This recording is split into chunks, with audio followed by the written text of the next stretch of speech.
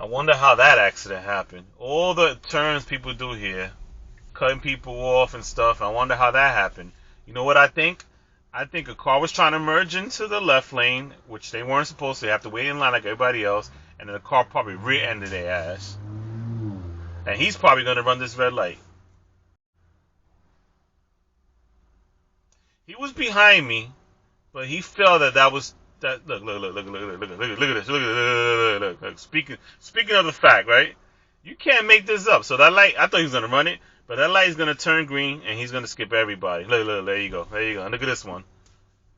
He was behind me. Literally, he was behind me. He was right behind me. And now there's multiple cars behind me. But like, come on, this is crazy. You can't make this up.